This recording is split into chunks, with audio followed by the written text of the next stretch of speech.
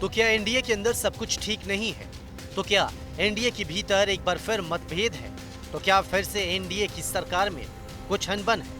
ये सवाल यूं ही नहीं उठ रहे हैं, इसके पीछे एक कारण, और वो कारण है आरक्षण में आरक्षण पर सुप्रीम कोर्ट का फैसला। दरअसल SC/ST आरक्षण के भीतर आरक्षण पर सुप्रीम कोर्ट के फैसले पर रार बढ़ती ही जा रही है।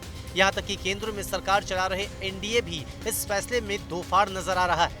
एक तरफ जहां एलजेपी रामविलास प्रमुख और केंद्रीय मंत्री चिराग पासवान ने इस फैसले के खिलाफ आवाज उठाई है, तो वहीं केंद्रीय मंत्री और हम प्रमुख जीतन राम मांझी ने फैसले का स्वागत किया है। चिराग पासवान नाराजगी जाहिर कर रहे हैं। किसी का SC/ST में वर्गीकरण हो रहा है, क्रीमी लेयर को लेकर के वो नाराजगी जाहिर कर रहे हैं। देखिए, मेरा कहने का मतलब ये कहाँ की बात है कि जो आदमी बढ़ गया है वो बढ़ते रहे और जो आदमी पीछे है उसका केयर नहीं किया जाए। इसीलिए हम हर हालत में सुप्रीम कोर्ट का जो आदेश है उसका स्वागत करते हैं। ये जो जजमेंट आया है ये 10 साल पहले आना चाहिए था। आज स्थिति है साक्षरता, भगवती हमारे अंबेडकर साहब के अनुसार साक्षरता एक मानदंड है सबसे नीचे होने का। शेड्यूल कास्ट की साक्षरता दर 30% है और उसमें भुइयाँ, मुसहर, डोम, मेहतर, नट ये सब का साक्षरता दर 15% से नीचे है।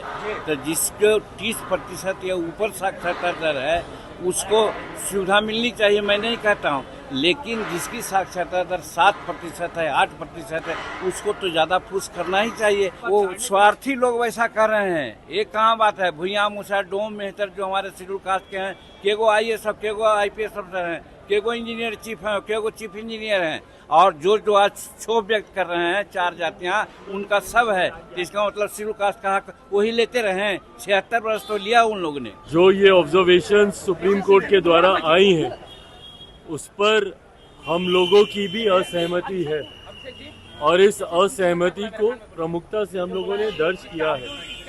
हम लोग इस बात को लेकर स्पष्ट है कि अनुसूचित जाति का आधार अनटचेबिलिटी है। इसका कोई शैक्षणिक आधार नहीं है, इसका कोई आर्थिक आधार नहीं है।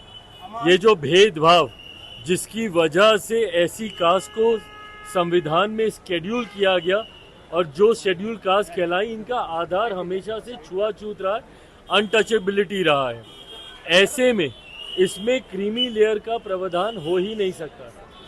रिजर्वेशन विद इन रिजर्वेशन ये कहीं से जायज नहीं है, क्योंकि आज भी इतने समय के बाद आज भी उदाहरण एक दलित लड़के का ही मिलता है जिसको घोड़ी पे चढ़ने से रोका जाता है, एक दलित परिवार का ही मिलता है जिसको मंदिर में प्रवेश करने से रोका जाता है। कई ऐसे बड़े नाम भी हैं, मैं नाम नहीं लूंगा, बट कई ऐसे नाम हैं जो बड़े पदों पर हैं, पर अगर वो मंदिर जाते हैं तो उसके बाद मंदिर को गंगा जल से धुलवाया जाता है। तो आज भी भेदभाव छुआछूत के आधार पर हो रहा है। तो ऐसे में रिजर्वेशन विद इन रिजर्वेशन हम लोग भी कतई इससे सहमत नहीं है। चिराग पासवान की पार्टी इस फैसले के खिलाफ पुनर्विचार याचिका दाखिल कर सकती है, तो वहीं एनडीए की दूसरी सहयोगी पार्टी के नेता जीतन राम मांझी ने फैसले का स्वागत करते हुए कहा कि ये फैसला 10 साल पहले ही आ जाना चाहिए था। दोनों नेताओं ने अपने अपने दावे दिए हैं, लेकिन दोनों की बातें एक दूसरे के विरोध में है और दोनों ही नेता एनडीए में मंत्री हैं।